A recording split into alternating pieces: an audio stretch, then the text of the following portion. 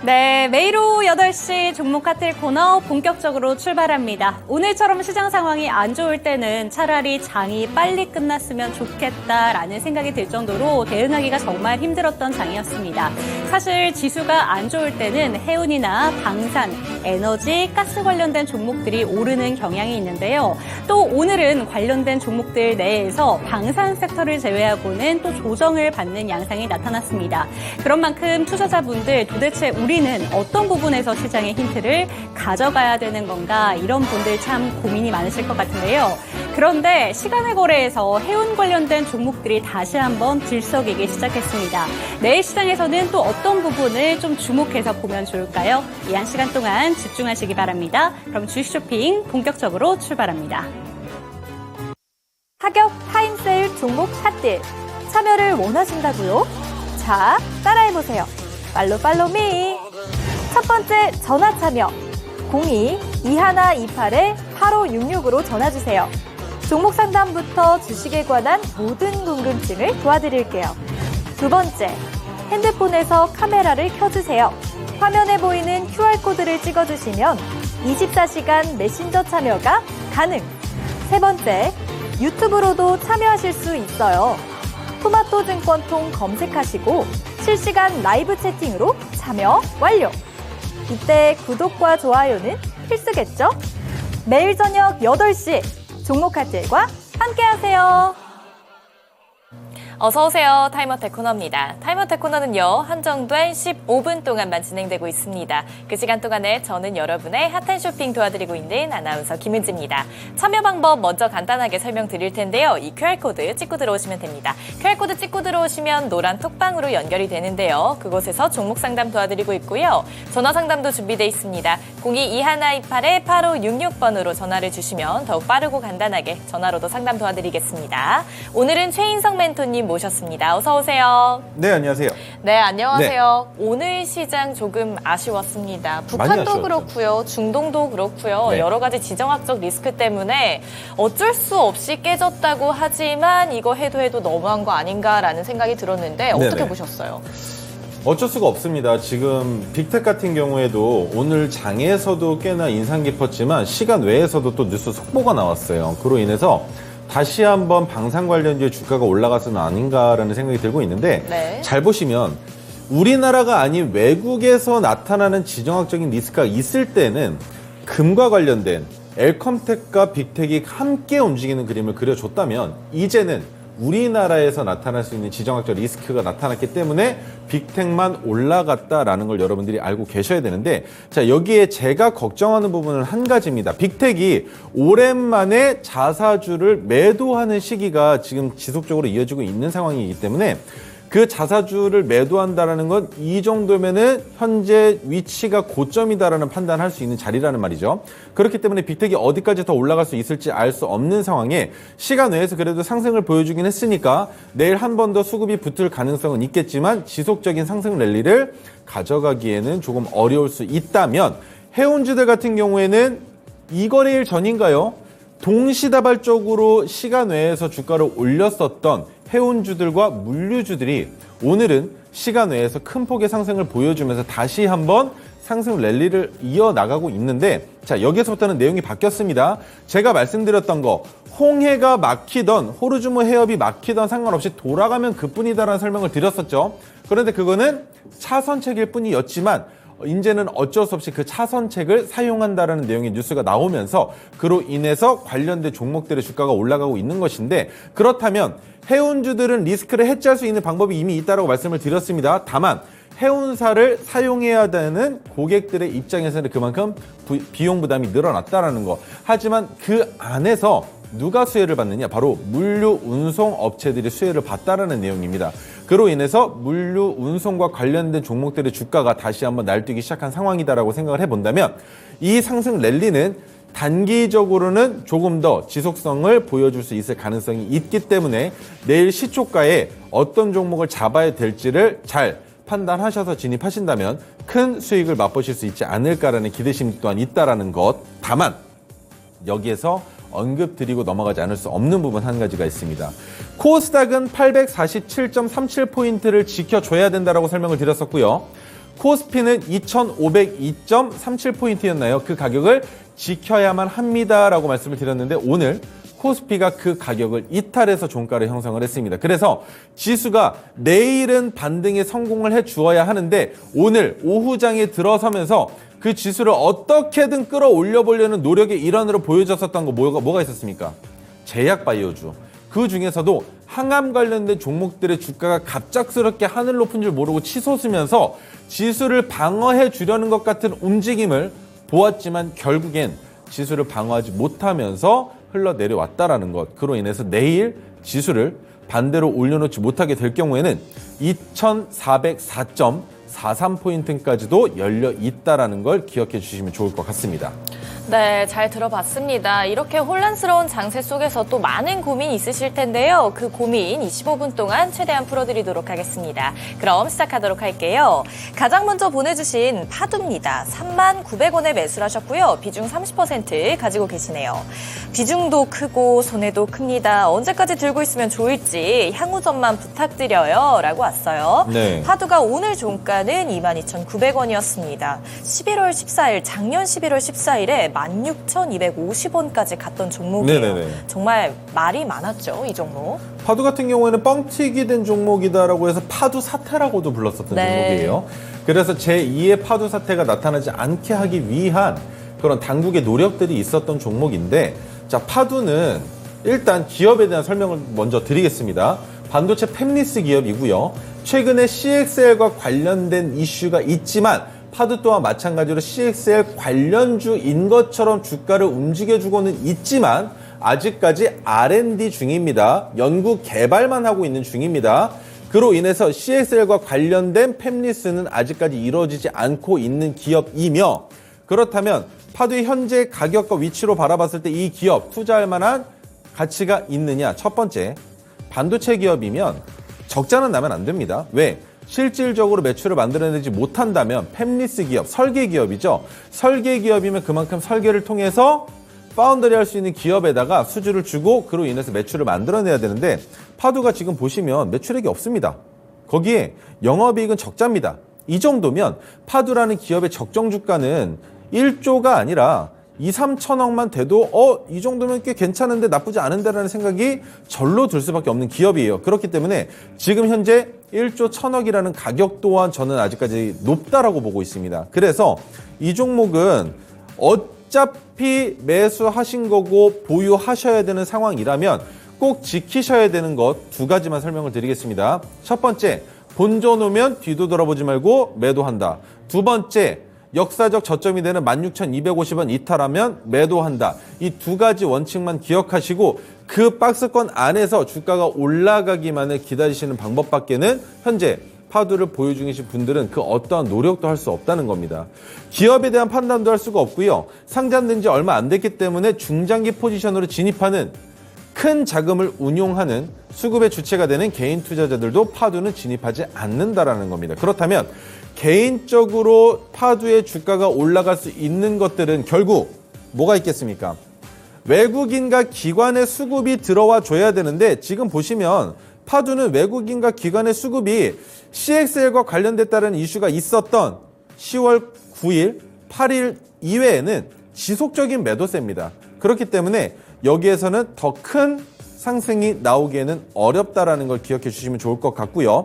그 상황에서 전저점을 이탈하게 된다면 제가 말씀드렸던 것처럼 파두는 적정 주가를 다시 같이 환산해야 되는 상황이 올 수 있기 때문에 여기에서 5분의 1 토막까지도 주가가 내려갈 수 있다는 것만 기억하신다면 16,250원 이탈할 때가 결코 비싼 가격에서 손절한 건 아니다라는 생각 가지실 수 있다라고 저는 설명드릴 수 있습니다. 다만 파두는 반도체 기업입니다. 그렇기 때문에 삼성전자가 1분기 실적을 어떻게 내느냐, 그리고 지금 오늘도 발표가 됐죠. 로봇과 관련된 이슈가 발표가 됐는데 의류 로봇을 발표를 했습니다. 삼성전자에서.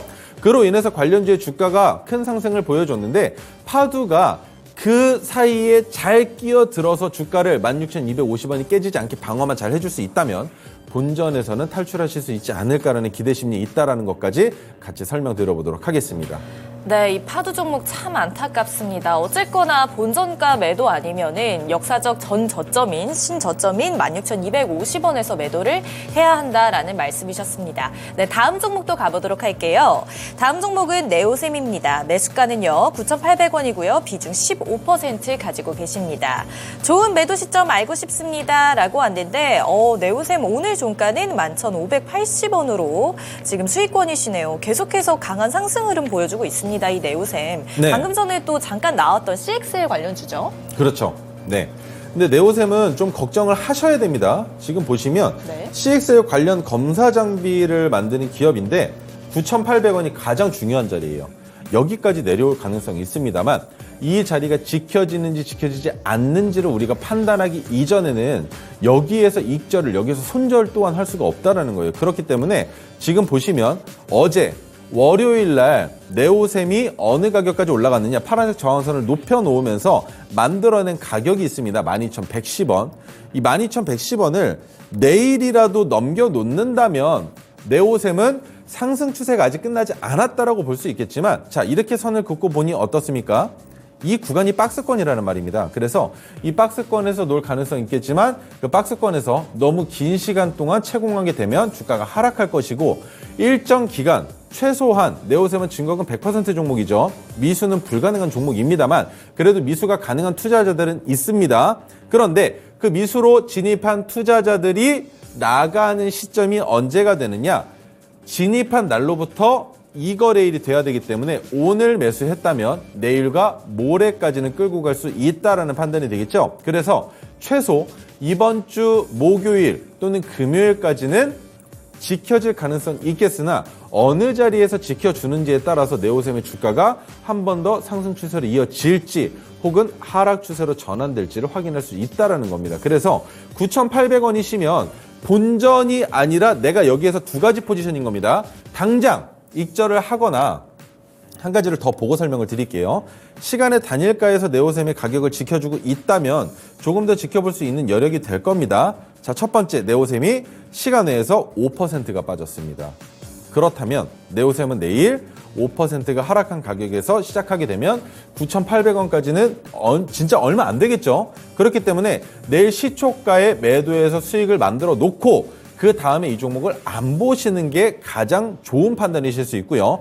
두 번째는 그래, 시간 내에서 하락해서 아래 꼬리 달고 가격만 방어해준다면 내가 이 종목을 지켜볼 수 있다라는 판단이 되실 수 있기 때문에, 그렇다면 9,800원을 이탈하는 종가가 나오는 날 손절하는 것이 아니라 그 다음 날 9,800원을 넘어서지 못하고 다시 한번 9,800원 아래에서 종가를 형성하게 될 경우에 그 자리에서 손절한다라는 관점으로도 네오셈을 지켜볼 수 있기 때문에 이 두 가지 선택지 중에 가장 마음에 드는, 내가 할 수 있는 것 중 내가 마음에 드는 판단을 이행하시면 될 것으로 설명을 드려볼 수 있을 것 같습니다.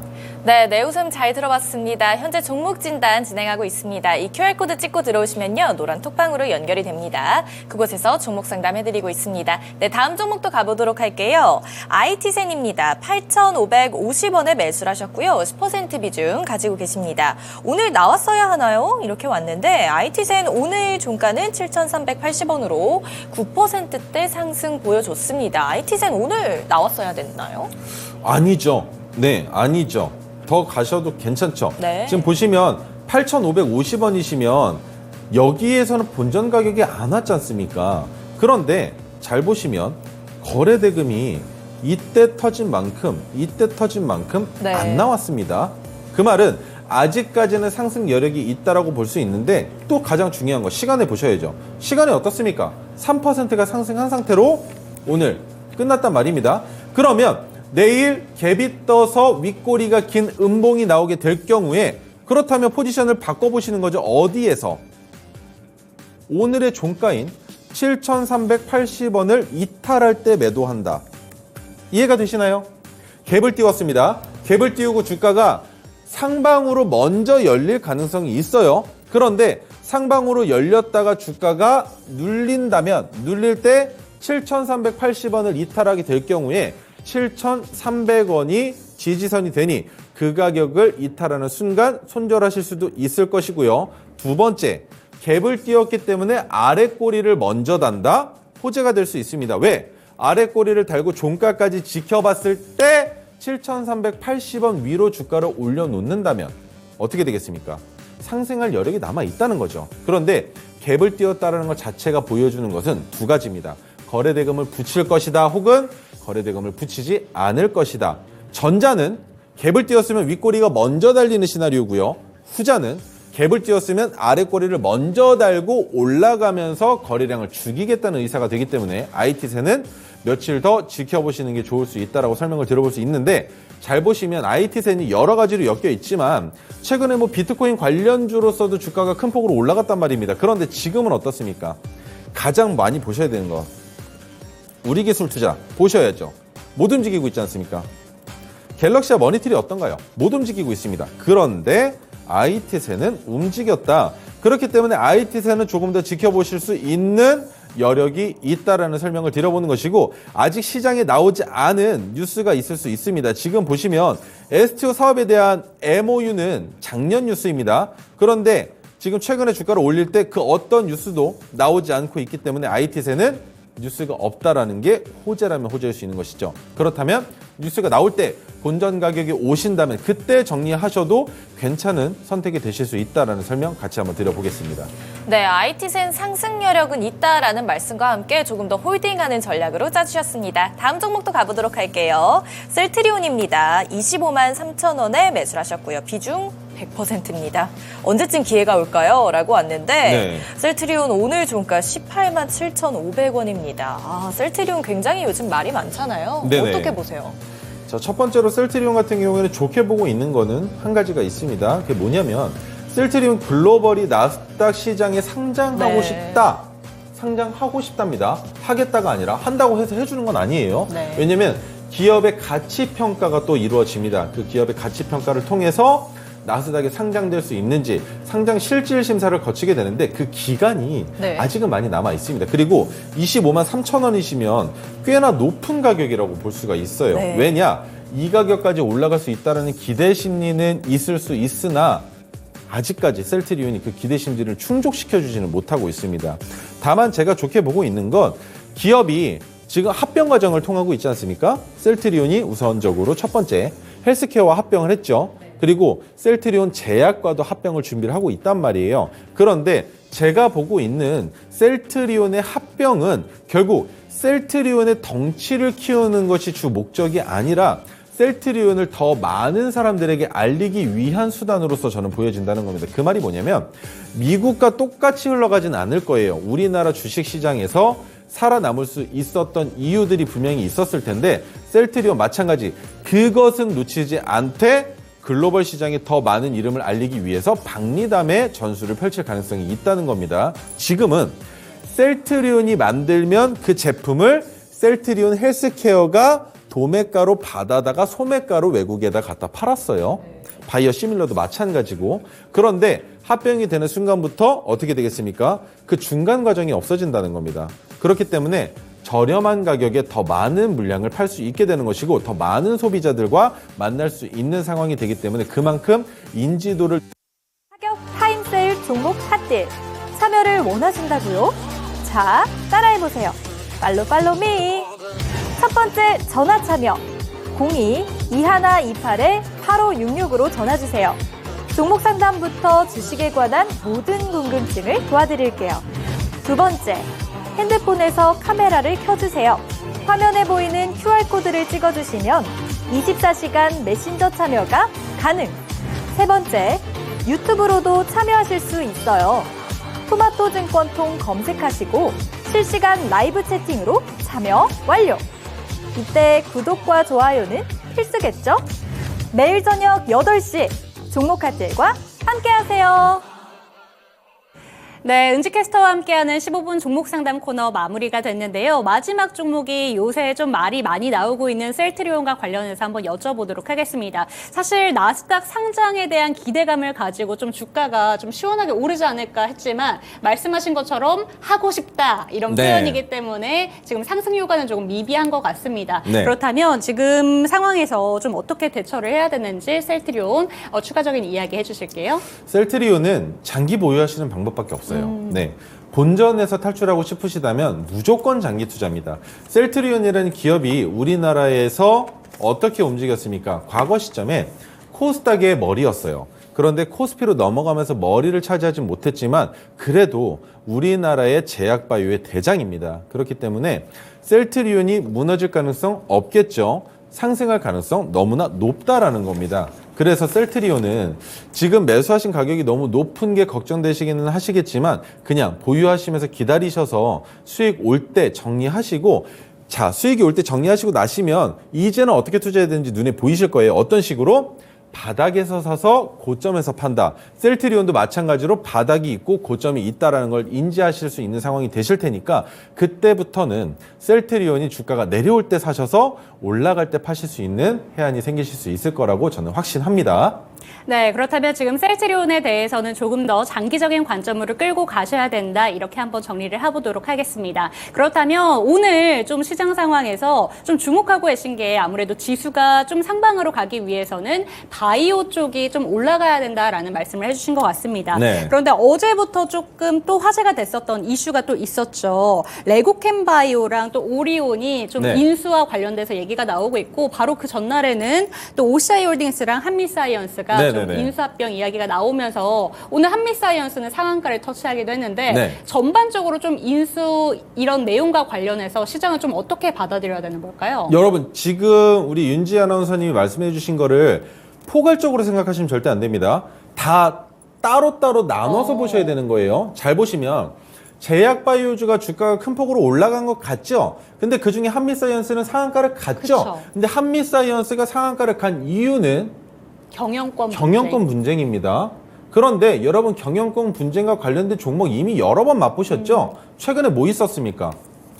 기억 안 나시나요? 경영권 분쟁이라는 내용이 나오면서 소카의 주가가 어떻게 됐습니까? 또 한국엔 컴퍼니 어떻게 됐습니까? 그렇죠. 세 번째, 한미사이언스 어떻게 됐습니까?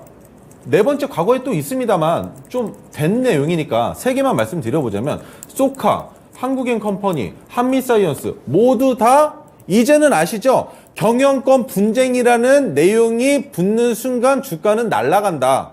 그렇죠? 그러면 그것만으로도 이제는 경영권이라는 뉴스만 나오면 나는 그 종목 그냥 풀베팅도 가능하다. 그렇게 보시는 건데 OCI 홀딩스와의 내용, 오리온과의 내용으로만 연결시켜 봤을 땐 그렇다면 주가도 같이 가야 되는 거 아니겠습니까? 따로 가고 있죠. 그리고 개별 종목들이 올라갈 수밖에 없는 이유는 결국엔 셀트리온도 문제가 안 될래 안 될 수가 없는 겁니다. 자, 제약바이오주들 올라갑니다. 항암 표적 관련된 종목 올라갑니다. 그런데 셀트리온 항암 관련 일 안 하나요? 하죠. 그런데 셀트리온 왜 못 갑니까? 코스피 종목이니까. 그런데 코스피 종목은 누가 관장하고 있습니까? 삼성전자가 먼저 가야 되는데 못 가죠. 그러면 셀트리온은 혼자 간다고 지수를 방어할 수 있겠습니까? 그런데 셀트리온을 움직일 만큼의 개별 제약 바이오주들이 힘을 써준다면 셀트리온 방어할 수 있겠죠. 근데 그만큼의 힘이 안 나왔다라는 겁니다. 물론 내일과 모레는 나올 수도 있겠지만 다른 개별 이슈들이 또 너무 많죠. 지금 시장에 풀려있는 테마가 너무 여러 가지입니다. 디스플레이 관련주 보셔야죠. 또 디스플레이 안에서도 마이크로 LED 쪽 보셔야겠죠. 반도체, CXL도 보셔야 되는데 또 팹리스 기업들이 또 다른 일 한다는 것도 보셔야 되죠. 로봇 관련주 안 볼 수가 없겠죠. 삼성전자 투자한다고 하니까. 그렇다면 뭘 봐야 되겠습니까? 감속기 관련된 기업 보셔야겠죠. 그런데 SBB테크가 삼성전자에 들어가는 것도 알고 있고 또 한 가지 레인보우 로보틱스도 같이 봐야 된다는 겁니다. 그렇다면 로봇도 봐야 되죠. 또 뭐 봐야 됩니까? 유전자 관련주 봐야 되겠죠. 유전자 가위 관련주 지금 또 시장에서 잠깐 주춤하고 있으니까 이게 끝인가요? AI 관련주 봐야죠. 온디바이스 AI 봐야죠. 볼 게 너무 많다는 거예요. 지금 시장에서 사이클이 형성되고 있는 건 작년 8월 달과 비교했을 때 지금이 더 많습니다. 그런데 그중에 옥석가리기를 해서 주식을 찾아내는 것도 힘든 상황인데 어떻게 보면 외인과 기관의 입장에서는 먹거리 시장이라고도 볼 수가 있는데 여기에서 제약바이오주들이 일제히 강세를 보여줄 수 있는, 결집시킬 수 있는 모멘텀이 될 수 있는 내용이 JP모건 헬스케어에서 나오질 않았어요. 그쵸.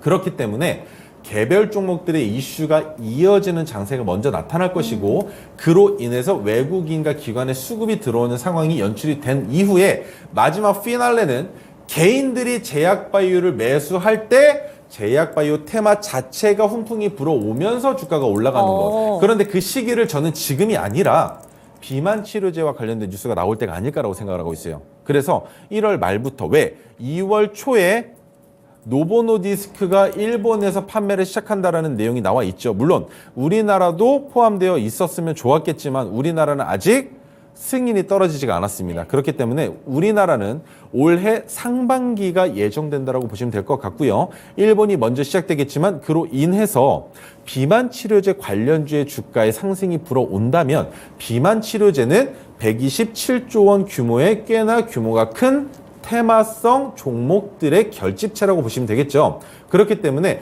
대봉 LS와 페트론과 같은 종목들의 주가가 올라갈 때 제약바이오주들이 같이 올라갈 수 있다라는 생각은 하고 있지만 그 이전에 가장 중요한 건 지수가 2,502.37포인트는 지켜줘야 된다는 게 가장 큰 걱정입니다. 네, 좋습니다. 오늘 한미사이언스 상한가를 터치하긴 했습니다만 이 종목 같은 경우에는 상한가의 이유가 결국에는 경영권 분쟁 이슈에 영향을 받았다라는 말씀해 주셨고 지수 하방 자체의 제약바이오주도 피해갈 수 없다 보니까 개별적인 이슈가 크게 나오지 않는다면 제약바이오도 여전히 하방 압력에 머무를 수밖에 없다라는 얘기를 해주셨고요. 1월 말쯤부터는 비만 치료제와 관련된 이슈가 터져지면서 제약 바이오주 다시 한번 훈풍이 올 수도 있겠다라는 말씀까지 전해주셨습니다. 그렇다면 오늘도 토르 기법으로 시장에서 포착된 종목들 이야기를 한번 나눠보도록 하겠습니다. SBB테크를 또 포착을 해주셨는데 사실 오늘 로봇 관련된 종목들 너무 잘 갔습니다. 정부가 좀 끌어주고 대기업이 좀 밀어주는 그런 형국 속에 있는데 SBB테크 같은 경우에는 오늘 좀 감속기 관련해서 강세 좀 움직임 나타나고 있거든요. 그쵸. 다른 로봇주와 비교를 해서 SBB테크 좀 어떤 부분을 좀 집중해서 보면 좋을까요? SBB테크 같은 경우에는 오늘 발표된 내용 중에 가장 중요한 핵심 포인트는 삼성에서 시작하기로 한 의료 로봇인 봇핏에 대한 내용입니다. 그 봇핏에 들어가는 감속기를 SBB테크가 공급하고 있어요. 공급한다라는 그 내용으로 주가가 상승하고 있다라고 보시는 게 좋겠죠. 그런데 관련주들의 훈풍 또한 마찬가지로 불어왔으나 걱정되는 부분, 문제가 되는 부분은 인탑스는 시초가에서부터 위로 쏘아 올렸으니까 상한가의 문을 닫을 수 있었겠지만 인탑스의 기업을 뜯어보면 상한가의 문을 닫으면 안 되는 기업이라고도 볼 수가 있습니다. 워낙에 시가총액도 작고요. 영업이익도 적자이고요. 뭐 하나 건질 게 없는 종목인데 너무 바닥 구간에 있다 보니 상한가에 가서 문을 굳게 잠가버린 효과를 만들어냈다면 그와 관련된 종목 여러 가지 또 말씀을 드려야 되겠죠. SPG. SPG와 SBB테크는 여러분 정말 잘 기억하셔야만 합니다. 로봇 관련주의 핵심이 되는 건 감속기예요. 그런데 그 감속기 사업을 하는 기업 중 SPG는 이미 과거 시점부터 지속적인 매출액과 영업이익을 증가시켜 오던 로봇 관련 감속기 사업을 하는 회사였고요.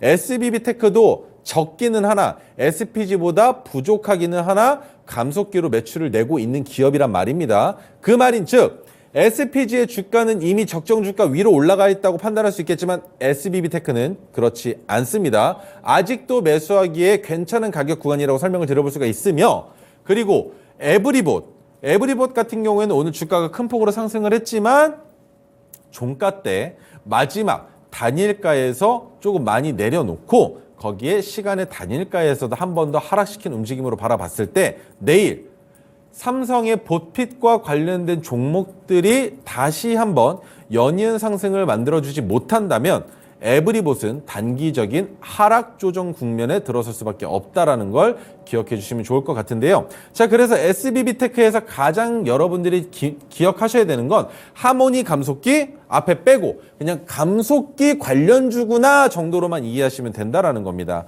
그래서 SBB테크는 포착된 시점을 보시면 11월 1일입니다. 11월 1일 날 포착이 돼서 주가가 오르락내리락 하긴 했지만 매수가는 한 번도 건드리지 않고 주가가 올라가고 있는데 여기에 중요한 것은 삼성전자와 관련되어 있다라는 이슈가 한 스푼 얹어지면서 주가가 상승하기 위한 모든 준비가 끝나 있는 상황이라는 겁니다. 물론 지금도 이미 수익이 39%가량 나왔지만 이렇게 높은 수익이 나와 있는 자리에서도 그 위까지 올라갈 가능성이 있는 종목이 SBB테크라는 설명을 드리는 거기 때문에 여러분들은 지금 이 자리에서 진입할 수 있는 관점 궁금하시다면 어떻게 하셔야 될까요? 네, 노란톡방 안으로 들어오시면 되겠습니다. 제 옆에 보이는 QR코드 카메라 갖다 대시면 링크 하나가 뜰 텐데요. 이 링크를 통해서 노란톡방 들어오시고 추가적인 대응 전략 받아보시면 되겠습니다. 말씀해 주신 것처럼 감속기 하면은 두 가지만 이제 떠오르시면 될 것 같습니다. SPG와 SBB테크 떠올리시면 되는데 SBB테크 상대적으로 저평가 구간에 위치하고 있기 때문에 이 종목 추가적으로 오를 수 있는 가능성이 너무 높다 이렇게 보고 계신 것 같습니다. 다음 종목 살펴보도록 할게요. 오늘 26%까지 급등세가 나오면서 수직 폭등한 종목입니다. 네. KMW 한번 살펴보도록 할게요. 6G에 대한 기대감이 정말 계속해서 나오고 있고 올해 하반기부터는 이제 본격적으로 대세 상승 구간이다라는 리포트들도 나오고 있는데 이 종목은 좀 어떤 부분을 집중해서 보면 좋을까요? 자, KMW는 어제 이어서 오늘까지도 6G와 관련된 내용이 있었죠. 근데 그 중에서 KMW를 주목해서 볼 수밖에 없었던 이유는 주가가 정말 야금야금 약 올리듯이 올라갔었단 말입니다. 그런데 한 방이 안 터졌었어요. 그 한 방이 오늘 오후장에서 터져 나오면서 주가를 큰 폭으로 상승시켰는데, 자, 그렇다면 6G와 관련된 종목들의 훈풍이 불어올 수 있었던 이유가 뭐였느냐를 아셔야겠죠. 첫 번째, 삼성전자의 이재용 회장이 삼성에 관련된 계열사를 가서 6G와 관련된 사업군에 대한 질문과 그리고 투자를 하겠다라는 내용을 얘기를 했습니다. 그 발언 한마디로 6G와 관련된 주가가 상승하기 시작했는데 거기 한 가지가 더 있습니다. 자, 과기부에서 6G 사용화 표준화의 예타를 4천억 이상 사용해 볼 수 있게끔 하겠다라는 내용이 통과가 됐어요. 그렇기 때문에 6G에 들어가는 제품을 만드는 소재, 부품, 장비 관련주도 있을 것이고요. 통신사도 있겠죠. 그런데 제가 걱정하고 우려하고 있는 부분은 뭐냐면 결국에 5G 때도 마찬가지, 4G 때도 마찬가지, 6G 때도 마찬가지로 소재, 부품, 장비 관련주는 단기성 호재로 주가가 빠르게 올라갔다가 거품이 꺼진다라는 것.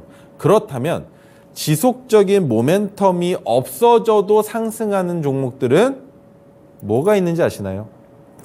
어떤 종목일까요? 통신주입니다. 어... 통신주, SK, KT, LG 같은 경우에는 지속적으로 올라갈 수밖에 없어요. 그렇기 때문에 이번에 이 변동성의 장세에서 수익을 맛보고 싶으시다면 6G와 관련된 종목군들 중에 저평가되고 아직 올라가지 못하고 있는 종목들을 뽑아 놓으셨다가 그 종목들의 키 맞추기가 나오면서 주가가 급등할 때는 오늘 KMW의 주가가 상승할 때 따라 들어갈 수 있었던 이유와 마찬가지로 진입하실 수 있겠지만 이번에 물리시면 우리 윤지 앵커님이 말씀해 주신 것처럼 하반기에 주가가 다시 올라올 때까지 내 평단은 볼 수 없을 수도 있다라는 걸 다시 한번 상기시켜 드리겠습니다. 그런데 저 질문 드리고 싶은 게 네. 사실 10월 달에 6G 관련된 종목들, 그러니까 통신장비 관련된 종목들이 정말 오랜만에 반등이 한번 나오고 나서 네네. 지금 그때의 고점을 좀 넘긴 상황이잖아요. 근데 사실 2022년도쯤에 한번 되게 크게 시세가 나고 나서 쭉 밀려 내려온 상황이라서 이 종목 같은 경우에는 갖고 계신 분들이라면 통신장비주 아직까지는 탐탁치 않은 시세일 것 같은데 좀 어떻게 갖고 가야 되는 건지 탐탁치 궁금하거든요. 않으신 거는 투자하신 여러분들의 입장이지만 기업과 그리고 회사들 입장으로 바라봤을 때는 반대입니다. 첫 번째, 과거 시점에 많이 올라갔었던 이유를 먼저 설명을 드릴게요. 자, 첫 번째, 그 정도가 적정 주가가 맞았습니다. 왜 맞았느냐? 기업에서 지원해줘서 통신회사들이 R&D를 해야 되는 내용들이 있었는데 배가 부른 겁니다. 굳이 왜? 지금도 잘 먹고 잘 사는데? 라는 생각에 어떠한 R&D도 진행을 안 했습니다. 그래서 정부가 화가 났죠. 뭘 했습니까? 너네 지원 안 해줘. 네 번째 통신사 만들 거야. 라고 하니까 그때서야 발등에 불 떨어진 통신사들이 어떻게 했습니까? 이거 큰일 났다. 다시 연구개발에 박차를 가해야 되겠구나. 왜?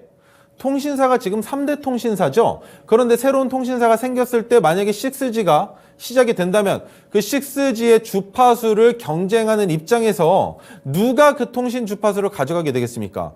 정부의 이쁨을 받고 있는 신생기업이 가져갈 가능성이 높아졌다는 겁니다. 그로 인해서 SK와 KT, LG는 매우 힘든 고초를 겪을 수밖에 없는 상황이 됐는데 말씀 잘해주셨어요. 10월 달에 관련주의 주가가 올라갔었던 이유는 6G에 대한 개발 때문이 아니라 미국에서 5G에 대한 인프라 투자를 한다라는 그 내용 때문에 관련주들이 올라간 거지 네. 우리나라에서 내용이 생겼던 게 아닙니다. 그래서 단발성으로 단기간에 끝났던 이슈라면 이번에는 국내에서도 마찬가지로 R&D가 진행이 되고 있고 그로 인한 연구기술 개발이 박차를 가할 수밖에 없는 상황이 과기부를 통해서 연출이 됐기 때문에 여기에서는 바닥을 딛고 주가가 올라갈 가능성이 있다라는 설명을 드리는 것이죠. 네, 좋습니다. 이번 5G, 그러니까 6G 통신장비 관련해서는 단기적인 투자 모멘텀이 아니라 조금 더 장기적으로 보실 필요가 있다라는 말씀을 해주셨는데 2022년 과거를 좀 복기를 해본다면 당시에 R&D 투자가 조금 주목을 받고 나서 주가가 시원하게 올랐습니다. 이번에도 그러한 모멘텀을 받아갈 수 있다는 점까지 한번 체크를 해보면서 차트상 위치 한번 살펴보도록 할게요. 네. 이 종목이 좀 언제 떴고 그렇다면 지금 위치에서는 좀 어떻게 바라보면 좋을까요? 자, 지금의 위치를 바라봤을 때 KMW는 매수하면 안 되는 종목입니다. 제가 기법이 뜨지 않는 선 안에서 무조건적으로 지키는 첫 번째 대원칙.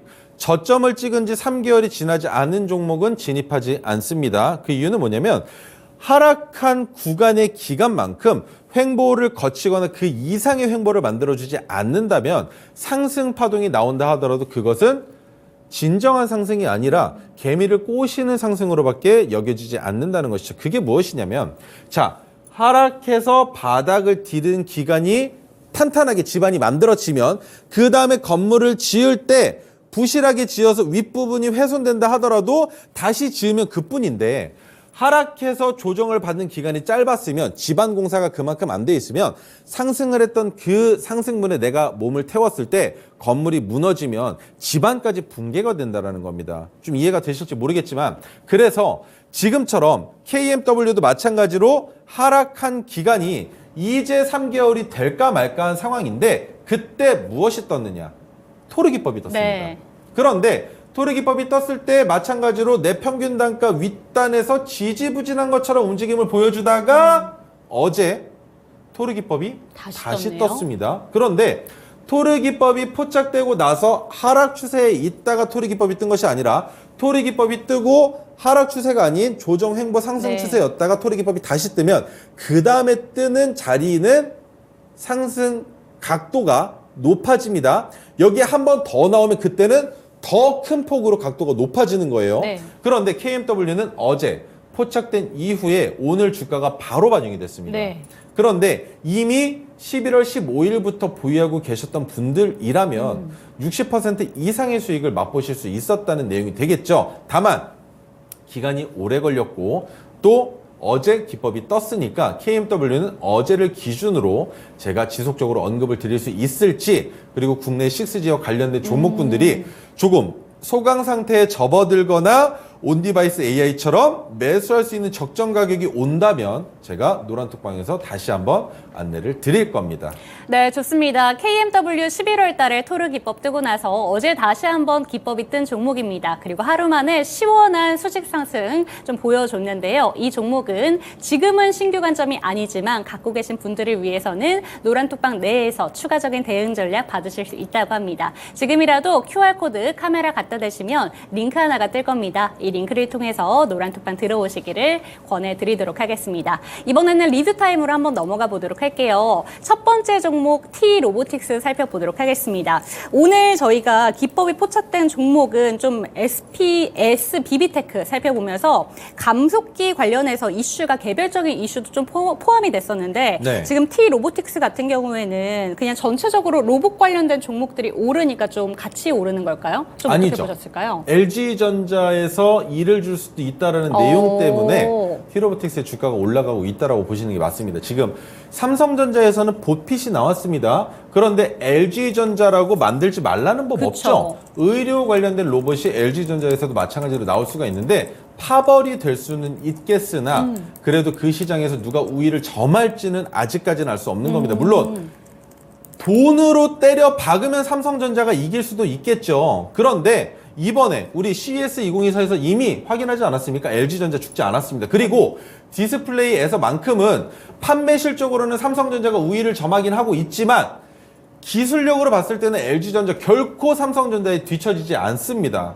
그렇기 때문에 LG전자에서도 로봇 관련된 내용을 이렇게 언급이 나오면 관련주들의 주가가 들썩들썩할 수밖에 없다라는 것만 기억을 해주신다면 티로보틱스의 주가 상승이 이해가 되시는 대목이 되실 수 있겠죠. 네, 이 종목이 오늘 목표가 넘겼잖아요. 사실 나머지 로봇 관련된 종목들은 오늘 윗꼬리가 정말 길게 달리면서 종가가 조금 아쉬웠는데 네네. T로보틱스 같은 경우에는 장중 고점이랑 종가가 1%포인트 정도밖에 차이가 안 나서 네. 좀 상승 탄력이 조금 더 기대되는 것 같기도 한데 그럼요. 좀 차트상으로는 좀 어떤 위치일까요? 자, 지금 로봇 관련주들이 지속적으로 훈풍을 부르고 있지만 그중에서도 옥석 가리기가 필요한 상황이긴 합니다. 다만 이 옥석 가리기는 지금만 필요한 것이지 로봇 관련주들의 주가의 훈풍이 불어오는 테마성의 종목들이 모두 다 일찍 올라가는 시기가 되면 거의 대부분의 로봇 관련주는 올라갈 수밖에 없습니다. 두산 로보틱스도 마찬가지가 될 수밖에 없을 것이고요. 그런데 지금 옥석 가리기를 해봤을 때 T로보틱스 첫 번째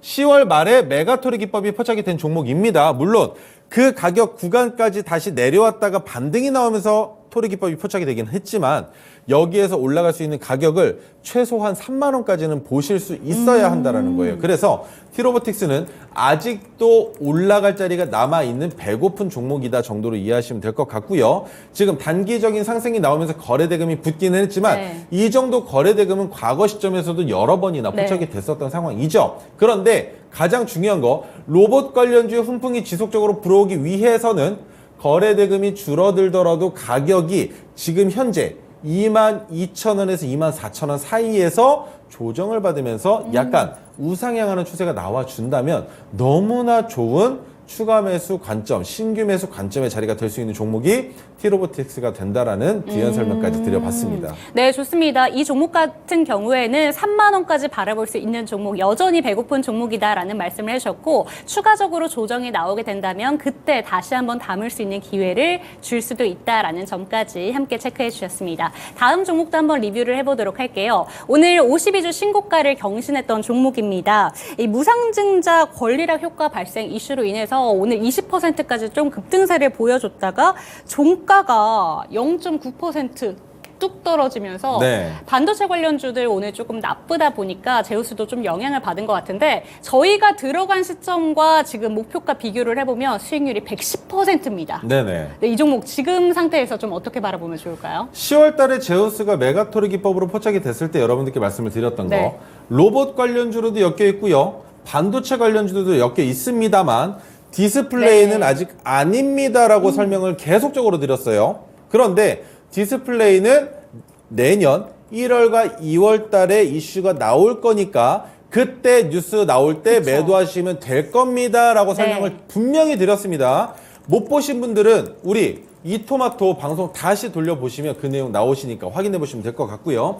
자, 그래서 제우스는 상승 추세가 지속적으로 연이어 나오다가 오늘 만약에 갭이 전고점을 넘어서 시작해서 윗꼬리가 달렸다면 제우스는 그 자리가 고점이 되며 하락 추세로 전환되는 시그널이 될 수도 있다고 판단할 수 있었겠지만 아직까지 거래대금이 크게 붙지 않았기 때문에 단기적으로는 지수의 하락에 영향을 받았지만 올라가고자 하는 욕구가 윗꼬리로 표출된 것은 아닌가라는 생각이 든다는 겁니다. 그렇다면 지금 17,770원의 종가를 형성을 했는데 17,000원 단위 그래도 제우스의 입장에서는 이 정도면 방어를 한번 해볼까라는 심리가 작용될 수 있는 가격이라고 설명을 드려볼 수 있는 겁니다. 네, 그럼 이 종목 같은 경우에는 아직까지 거래대금이 많이 붙지 않았기 때문에 물론 디스플레이 뉴스가 나오면 매도를 해야 되는 종목이다 이렇게 얘기를 해주셨지만 아직까지 더 갈 구간이 남아있다 이렇게 보시는 거잖아요. 네. 그런데 또 제우스와 관련해서 한 가지 추가적으로 질문을 드리고 싶은 게 좀 반도체 전체적으로 한번 좀 브리핑을 해주셨으면 좋겠는 게 네. 반도체가 아무래도 시가총액 상위 종목들을 좀 차지하고 있고 많은 투자자분들 갖고 계실 텐데 오늘 좀 못 가는 게 어제 윤석열 대통령의 뭐 반도체 클러스터 이런 내용이 나왔는데 왜 이렇게 못 가나 싶기도 했었거든요. 네. 좀 어떻게 좀 대응을 하면 좋을지도. 우리 어제 시황 얘기할 때도 물어보셔가지고 제가 지수 어떻게 될까라고 물어보셔서 그쵸. 8거래일 연속 하락을 해서 네. 왜 그렇게 내려간 거예요? 라는 질문을 주셨죠? 네. 근데 제가 뭐라고 설명드렸습니까? 내리고 싶었나 보죠. 네. 반도체 마찬가지입니다. 많이 내려왔다고요? 너무 좋죠. 왜입니까? 삼성전자가 주도해서 주가를 내리고 있는데 삼성전자는 우리 어딜 보고 있습니까? 8만전자를 보고 있죠. 그런데 지수가 하락하면서 삼성전자가 하락했다면 삼성전자가 지금부터 맘 편하게 매출과 영업이익을 만들면서 실적 이슈 때마다 주가를 또 올려볼 수 있는 계기를 만들 수 있지 않겠습니까? 그렇기 때문에 반도체는 올해는 아직도 여전히 너무나 괜찮다. 주가가 내려가면 나는 산다. 라고 생각하시고 반도체는 지속적으로 매수 관점으로 유효하다. 라고 기억해 주시면서 반도체는 과거부터 지금까지도 조정 행보를 받기는 했지만 우상향의 그래프는 나오고 있습니다. 네. 그런데 이 그래프가 2024년 상승 곡선이 조금 더 깊어지지 않을까라는 기대 심리가 있을 수밖에 없는 이유는 2023년에 너무나 많이 소외가 됐다라는 것이에요. 2차 전지 시장이 너무 큰 폭의 상승을 보여주다 보니 반도체 섹터에 훈풍이 불어올 시간도 없었을 뿐더러 매출조차도 내려갔기 때문에 결국엔 파운더리 관련주들의 주가에만 훈풍이 불어오는 네. 시장이었었단 말이죠. 하지만 팹리스 기업인 지금 현재 여러분들께 설명드리고 있는 종목들은 올해가 기대되는 종목이 될 수 있다. 그리고 삼성전자 같은 경우에는 지속적인 상승이 예견되어 있지만 단기 투자하는 입장에서는 뼈 아프겠죠. 그런데 장기 투자하는 투자자들 입장에서는 뭐야? 나 조금 더 들어가도 괜찮은 자리가 오고 있네? 라는 생각이 들 수 있게끔 주가가 내려가고 있기 때문에 너무 매력적일 수밖에 네. 없다라는 겁니다. 네, 좋습니다. 그렇다면 추가적으로 한 가지 질문만 더 드리고 네. 싶은 게 로봇 관련된 종목들은 지금은 옥석가리가 필요하지만 나중에 시장이 전체적으로 좋아지게 된다면 전반적으로 한번 오를 것이다 라고 얘기를 아까 전에 해주셨는데 네. 반도체 쪽에서는 뭐 테마가 너무 많이 좀 있잖아요. 그렇죠. 어떤 부분을 더 집중해서 보면 좋을까요? 지금은 두 가지 테마만 기억하시면 됩니다. CXL과 온디바이만 기억하시고 매매하시면 되는데 CXL은 아직까지 시장에서 확실하게 나 CXL 관련주로 일하고 있습니다라고 내용이 나온 것은 없어요. 하지만 온디바이스는 이미 내용이 파다하게 퍼져 있죠. 자, 종목 다시 한번 읊어보겠습니다. 제주 반도체, 퀄리타스 반도체, 가온칩스, 칩스앤미디어, 텔레칩스, 심텍 이 6가지만 기억하신다면 온디바이스는 정리가 끝났고요. CXL 관련주로는 아직까지는 시장에 훈풍이 불어오고 있는 종목들은 옥석가리가 필요하겠지만 그 중에서 CXL과 관련된 내용이 나올 때 주가가 올라갔었던 코리아 서키트 정도는 한번 지켜보는 게 어떨까라는 의견을 조심스럽게 드려보도록 하겠습니다. 네, 좋습니다. 반도체 관련해서는 두 가지 테마 반드시 기억해 보셨으면 좋겠습니다. CXL과 온디바이스 AI 관련된 종목들 반드시 기억해 주셨으면 좋겠고요. 대장주, 투톱 같은 경우에는 지금 박앤셀 구간이다. 이렇게 생각하시면 될 것 같습니다. 언박싱 타임으로 한번 넘어가 보도록 할게요. 오늘 종목 솔리드 들고 오셨습니다. 이 종목도 통신 관련된 종목인데 오늘 기법 든 KMW와 비교를 해서 본다면 이 네. 종목은 좀 어떤 차별점을 갖고 있는 종목일까요? KMW랑 같은 맥락인데요. 같은 맥락인데 한 가지 다른 점은 양자 암호와 관련되어 있는 크립토랩에 투자를 했다라는 내용이 있습니다. 그거 한 가지 빼고는 결은 같다. 결은 비슷하다라고 보시면 될 것 같은데 자, 그래서 솔리드 같은 경우에는 자, 가장 다른 부분 솔리드의 주가는 상단에 있습니다. 네. 그런데 KMW의 주가는 바닥에 있었죠. 그런데 솔리드를 매수할 수 있는 근거가 필요하실 겁니다. 그쵸? 솔리드는 옥석가리기가 필요한 게 아니라 여기에서 주가를 더 올릴 가능성이 있을 것인가 없을 것인가 그것만 보시면 될 것 같은데 네. 오늘 지수가 하락함에도 불구하고 어저께 포착된 종목입니다만 오늘 약간의 갭을 띄우고 윗꼬리가 오. 달리면서 이런 식으로 시세를 줄 수 있는 기업입니다라는 인사한 정도로 판단을 해본다면 이 종목은 7,570원이라는 전고점을 넘어가는 날이 생길 수 있다는 것이죠. 물론 만약에 오늘 7,570원을 넘어갔다면 솔리드라는 종목은 우리 토마토 방송에서 여러분들이 만나실 수 없으셨을 겁니다만 넘어가지 못했기 때문에 상승에 대한 기대 심리가 있으며 그 상승 때 7,570원을 넘어가는 순간 신규 유입되는 수급의 주체들이 들어오고 보니 솔리드 무슨 기업이야? 통신 관련, 장비 관련주네? 라는 인식과 함께 주가가 한 번 더 큰 폭으로 올라갈 수 있는 고점 구간이라는 겁니다. 그렇다면 이 자리에서 주가가 하락하게 될 경우에는 원칙적으로 대응해야 되겠지만 충분히 그 리스크를 감당해내고서라도 투자해볼 만한 가치가 있다라는 설명을 드려볼 수가 있는 겁니다. 단기적인 네. 수익이 나올 수 있기 때문이겠죠. 아, 좋습니다. 솔리드 같은 경우에는 KMW와 비교를 해봤을 때 차트상의 위치가 너무 다른 종목이기도 합니다. 이 종목 같은 경우에는 양자 암호 테마를 더 갖고 있는 종목이기도 한데요. 차트상 좀 윗단에 위치하고 있는 종목이기 때문에 전고점까지 지금 얼마 남지 않은 종목입니다. 그래서 단기 트레이딩 관점으로 한번 가져가 보자라는 점까지 짚어주셨습니다. 오늘 언박싱 종목 솔리드 살펴봤는데요. 이 종목 매수 전략 화면으로 정리해드리도록 하겠습니다.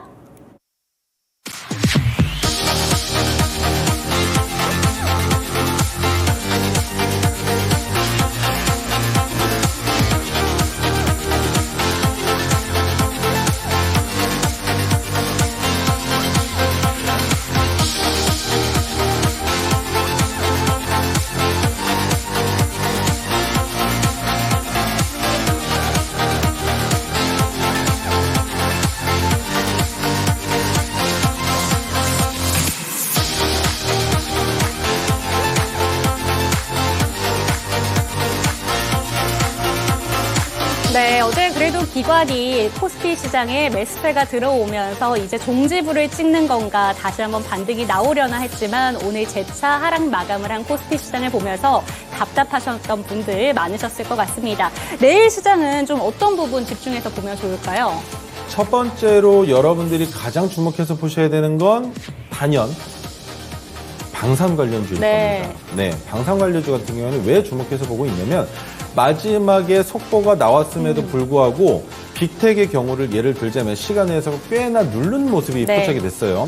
그래서 혹시라도 빅텍이 시간에서 2.4% 정도 상승을 해서 끝이 났는데 내일 시가가 2.4%가 넘는 위치에서 시작을 하게 된다면 방산주가 다시 한번 쏘아 올릴 가능성이 보여지고 있고요. 네. 두 번째로 바라보셔야 되는 건 로봇 관련주입니다. 자, 로봇 관련주들은 삼성으로 인한 이슈가 이미 우리에게 들어왔죠. 그로 인해서 의료 로봇 관련주의 주가가 훈풍이 불어올 수 있다는 것 또한 여러분들이 알고 계시겠고 또 한 가지 더 보셔야 되는 건 통신 관련주들입니다. 그런데 통신과 관련된 6G와 관련된 이런 종목들이 나올 때 그 뒤를 이어서 후속타로 오는 종목들이 항상 있었어요. 그게 뭐였냐면 바로 통신 보안 관련주들입니다. 그래서 통신 보안 관련주들이 혹시라도 시장에서 우리 눈에 보여지기 시작한다면 그때는 통신 보안 관련주들도 한번 같이 보자라는 게 제 의견입니다. 하지만 여기에서 여러분들이 놓치고 계신 부분 또 한 가지가 있겠죠. 지수가 큰 폭으로 하락할 때는 언제든 어디서든 무슨 일이 생기면 나타나는 제약바이오주들 절대로 무시하시면 안 됩니다. 갑작스럽게 우리가 알지도 못하는 내용을 들고 와서 여러분들을 놀래킬 수 있습니다. 그런데 지금은 그 놀래키기가 너무나 좋은 상황이죠. 왜? JP모건 헬스케어에서 이미 논의를 끝낸 내용일 수 있겠지만 계약까지는 기간이 남아있기 때문에 아직은 보여주지 않았으나 내가 종목의 주가를 올리고 싶다면 그 계약 기간을 당기거나 아니면 계약을 하기로 예정되어 있다라는 뉴스를 통해서도 주가를 올릴 수 있을 가능성이 높기 때문에 JP모건 헬스케어에 들어갔었던 기업들도 보셔야 되고요. 그리고 JP모건 헬스케어에서 논쟁이 일어났었던 기업들은 또 뭐가 있는지 그런 것들도 같이 체크해 보시면 좋겠지만 우리는 그런 거 안 봐도 괜찮습니다. 왜? 어차피 시장에서 갑자기 주가가 올라가면 우리 눈에 들어올 거니까 그때 진입 자리를 판단했을 때 고점까지 올라갈 가능성이 있고 바닥이 지지가 될 가능성이 있다면 눌림목에서 진입해서 전고점을 넘어갈 수 있을지 못 넘어간다면 못 넘어가는 자리에서 익절하고 나오면 그뿐이라는 겁니다. 네, 좋습니다. 내일의 시장 상황도 잠시 뒤에 나올 QR코드를 통해서 노란톡방 입장하시고요. 추가적인 대응 전략들 꼼꼼하게 받아보시기를 권해드리도록 하겠습니다. 오늘 저희가 준비한 순서는 여기까지입니다. 시청해주신 여러분 감사합니다.